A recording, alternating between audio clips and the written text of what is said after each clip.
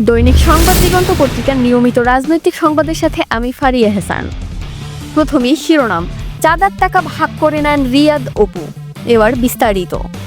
আব্দুর রাজ্জাক রিয়াদ ছিলেন বৈষম্য বিরোধী ছাত্র আন্দোলনের সম্মিলিত বেসরকারি বিশ্ববিদ্যালয়ের ভারপ্রাপ্ত আহ্বায়ক। গত 27 জুলাই ঢাকার গুলশান থানায় দায়ের করা চাঁদাবাজির মামলার আসামি তিনি। রবিবার মামলায় 7 দিনের রিমান্ড শেষে আদালতে দায় স্বীকার করে জবানবন্দি দিয়েছেন তিনি। জবানবন্দিতে নিজের চাঁদাবাজির ঘটনায় ক্ষমা প্রার্থনা করে তিনি বলেছেন, আমি গরিবের ছেলে, আমি টাকার লোভ সামলাতে পারিনি। এর আগে 26 জুলাই সংরক্ষিত আসনের সাবেক এমপি শাম্মী আক্তারের গুলশানের বাসায় চাঁদাবাজি করতে গিয়ে গ্রেপ্তার হন রিয়াদ। পরে তাকে বৈষম্য বিরোধী ছাত্র আন্দোলনের পদ থেকে বহিষ্কার করা হয়।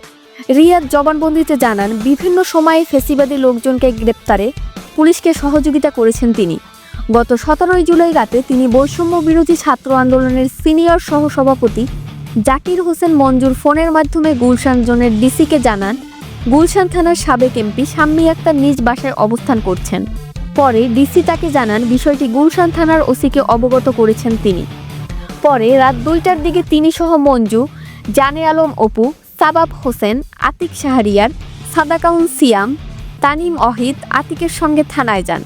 থানার ওসি তখন জানান, এত রাতে গুলশান সোসাইটিতে অভিযান চালানো যাবে না।